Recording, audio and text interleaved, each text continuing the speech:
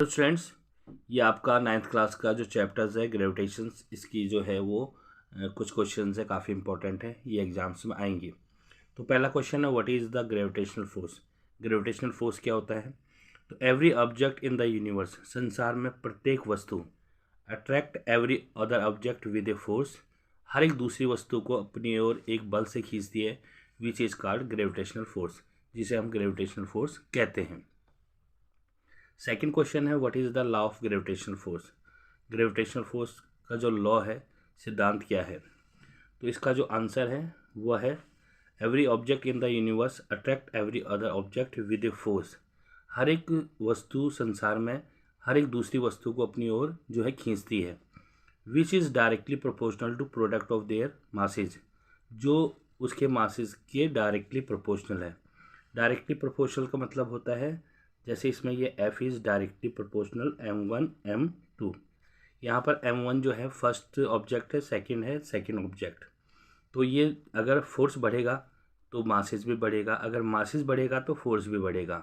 Directly proportional का मतलब होता है, अगर एक चीज़ बढ़ती है तो दूसरी चीज़ भी बढ़ेगी।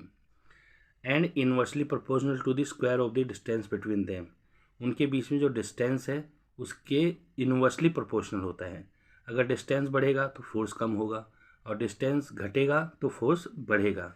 यानी कि F is inversely proportional 1/r भी लिख सकते हैं, D भी लिख सकते हैं यहाँ पर, तो D² लिख देते हैं हम यहाँ पर। तो अब ये इक्वेशन सेकंड आ गई। अब फ्रॉम फर्स्ट एंड सेकंड, तो यहाँ पर हमारा आ जाएगा F equal to Gm1 M2 upon R²। तो यहाँ पर इसे हम R मान लेते हैं, D ना मान करके, तो R² आ जाएगा। तो ये इसका मैथमेटिकली न्यूमेरिकल्स करने के लिए ये फार्मूला है। यहाँ पर G को हम कहते हैं ग्रेविटेशनल कांस्टेंट। तो SI unit of gravitational force is Newton. जब भी हम फोर्स निकालेंगे तो इसका SI यूनिट न्यूटन्स में आएगा, और G इज कॉल्ड यूनिवर्स। तो नेक्स्ट क्वेश्चन हमारा थर्ड क्वेश्चन है, what is the importance of universal law of gravitations. तो यूनिवर्सल लॉ ऑफ ग्रेविटेशंस का जो महत्व क्या है? तो it bind us to the earth, ये हमें पृथ्वी पर बांधे रखती है। It is the cause of the motion of the planets around the sun, ये मोशन जो प्लैनेट्स के चारों ओर करती है उसका कारण है। It is the cause of the motion of earth moon around the earth, यह कारण है जो मून हमारे अर्थ के चारों ओर मोशन करते है उसका। द टाइड्स, ज्वार भाटा जो आता है on earth is due to it, इसी के कारण ज्वार भाटा आता है। नेक्स्ट क्वेश्चन है fourth, why G is called a universal gravitational constant. G को हम यूनिवर्सल ग्रेविटेशनल कांस्टेंट क्यों कहते हैं? क्योंकि वैल्यू ऑफ G, यानी कि G is called universal constant because the value of G is same everywhere in the universe. यानी कि G को हम यूनिवर्सल ग्रेविटेशनल कांस्टेंट इसलिए कहते हैं कि G का मान जो है संसार में कहीं पर भी हमेशा एक ही रहता है, यानी कि सेम रहता है। नेक्स्ट हमारा फिफ्थ क्वेश्चन है, why Newton's law of gravitation called the universal law. Universal law क्यों कहते हैं उसे? ग्रेविटेशन जो है वो न्यूटन्स का लॉ ऑफ ग्रेविटेशन। तो Newton's law of gravitation called universal law because it is applicable to all bodies, क्योंकि सारी बॉडीज़ के लिए ये एप्लीकेबल है, मान्य है, इसलिए हम इसे क्या कहते हैं? Law of gravitational of universe. Next question हमारा है, what is the difference between small g and capital G। काफ़ी इंपॉर्टेंट क्वेश्चन है, कई बार एग्जाम्स में आता है। तो पहले small g, it represent accelerations due to gravity, ये रिप्रेजेंट करता है, प्रस्तुत करता है असलेशन ड्यू टू ग्रेविटी को। Its value is 9.8 metre per second square, इसकी वैल्यू है 9.8 मीटर पर सेकेंड स्क्वायर होती है। तो इसे हम लिख सकते हैं 9.8 मीटर पर सेकेंड स्क्वायर। देखिए कई बार इसको जब हम न्यूमेरिकल सॉल्व करते हैं, इसकी value 10 metre per second square भी हम लेते हैं। Its value change place to place, इसकी जो वैल्यू है बदलती रहती है, हर अलग अलग जगह पर अलग अलग होती है। कैपिटल G जो है वो इट रिप्रेजेंट ग्रेविटेशनल कांस्टेंट, ये ग्रेविटेशनल कांस्टेंट को रिप्रेजेंट करता है, प्रस्तुत करता है। Its value is 6.67 into 10⁻11 newton metre square per kilogram square, जिसे हम newton metre square per kilogram square कहते हैं। Its value remain constant at all places, इसकी जो वैल्यू है हर जगह पर समान रहती है, कहीं पर भी नहीं बदलती, पूरे यूनिवर्स में इसकी जो वैल्यू है हमेशा ही सेम रहती है। नेक्स्ट क्वेश्चन है what is the difference between mass and weight. Mass क्या होता है, it remains constant at all places. Mass जो होता है हमेशा हर जगह वो जो है वो कांस्टेंट रहता है, जितना भी मास होगा, अर्थ पर हो चाहे मून पर हो। It is measured in kilogram, इसे हम किलोग्राम में नापते हैं।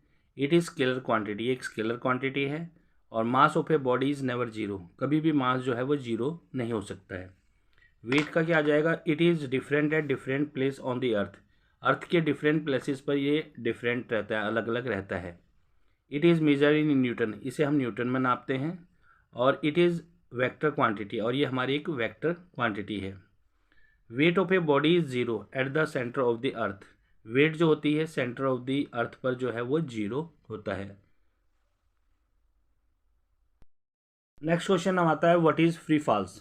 फ्री फॉल्स किसे कहते हैं, when object falls towards the earth, जब कोई वस्तु पृथ्वी की ओर गिरती है, under the influence of gravitational force, यानी कि गुरुत्वाकर्षण बल के प्रभाव से, it is called free falls, इसे हम फ्री फॉल्स कहते हैं। जब ऊपर से कोई वस्तु नीचे की ऊपर से कोई वस्तु अगर छोड़ी जाती है किसी हाइट से और वो नीचे की तरफ जो है वो अपने आप गिरती है, तो इसे हम ग्रेविटेशनल फोर्स कहते हैं। क्योंकि फ्री फॉल्स कहते हैं क्योंकि ये किसी भी मतलब ग्रेविटेशनल फोर्स के इन्फ्लुएंस से नीचे की तरफ आती है। Next, right the factor in which the gravitational force between two object depend.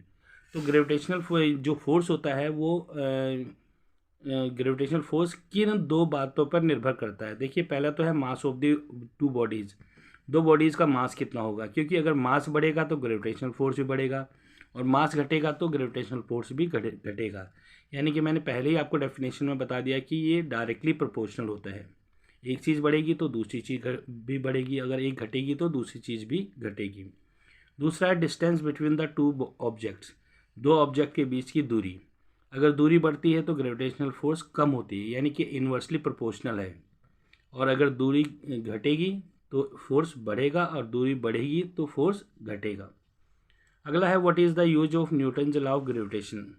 तो न्यूटन्स लॉ ऑफ ग्रेविटेशन का यूज क्या है, कहाँ इसका इस्तेमाल किया जाता है, तो it estimate the mass of the other planets and star.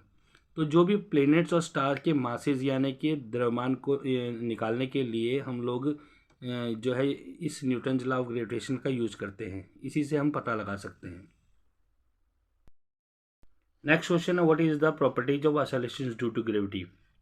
तो ऑसिलेशंस प्रॉपर्टी क्या, ऑसिलेशंस ड्यू टू ग्रेविटी, तो it decreases with height from the surface of the earth. Earth के सरफेस से जैसे ये ऊपर जाएगी तो ये डिक्रीज होती है, घटती है। It decrease with the depth from the surface of the earth, ये पृथ्वी के सरफेस से अगर नीचे की तरफ जाती है तो ये घटती है। It is maximum at the surface of the earth, पृथ्वी के सरफेस पर ये मैक्सिमम होती है, अधिकतम होती है। और it is more at the pole, pole का मतलब होता है ध्रुव पर अधिक होती है, then at the equator, equator का मतलब होता है भूमध्य रेखा की अपेक्षा। नेक्स्ट क्वेश्चन है what is the oscillations due to gravity. Oscillation due to gravity क्या है, यानी कि the oscillation produce in a body due to force of gravity, जो फोर्स ऑफ ग्रेविटी के कारण जो ऑसिलेशन यानी कि त्वरण उत्पन्न होता है, is called oscillations due to gravity, उसे हम ऑसिलेशंस ड्यू टू ग्रेविटी कहते हैं। नेक्स्ट क्वेश्चन है what is the properties of gravitational force. Gravitational force की प्रॉपर्टी क्या है, it is weakest force in nature, प्रकृति में सबसे कमजोर जो है वो बल है। इट इज़ ऑलवेज अट्रैक्टिव, ये आकर्षित करने वाला है, आकर्षित करता है हमेशा। What is centripetals force, centripetals force क्या होता है, the force which needed to keep an object moving along the circular path, जो ऐसा फोर्स जो ज़रूरत होती है जिसकी एक सर्कुलर पाथ में जो है मूवमेंट करने के लिए, गति करने के लिए। And the force always act towards the centre of the earth, centre of the earth, ये अर्थ के सेंटर पर जो है वो कार्य करता है। Centre of the circle, sorry centre of the circle यहाँ पर आ जाएगा, और सर्कल के सेंटर पर ये कार्य करता है। It is called centripetal force, इसे हम सेंट्रीपेटल फोर्स कहते हैं। नेक्स्ट क्वेश्चन है हमारा what is the condition when G is negative और पॉजिटिव। तो कंडीशंस कब होती है कि जी हमारा नेगेटिव है या पॉजिटिव है, when it is in the opposite direction of velocity it is called negative, और when it is direction of velocity it is called positive.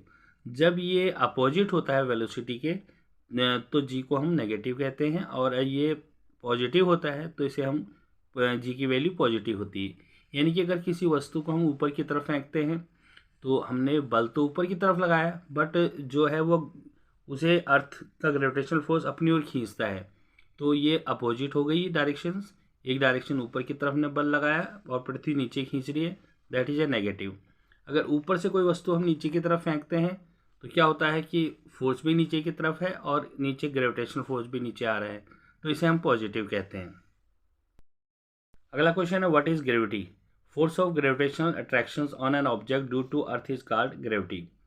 तो यानी कि जो भी किसी वस्तु पर जो फोर्स ऑफ ग्रेविटेशन अट्रैक्शन होता है, अपनी ओर खींचता है, उसे हम कहते हैं ड्यू टू, यानी कि force of gravitational attraction on an object due to earth, earth के द्वारा जो खींचा जाता है उसे हम ग्रेविटी कहते हैं।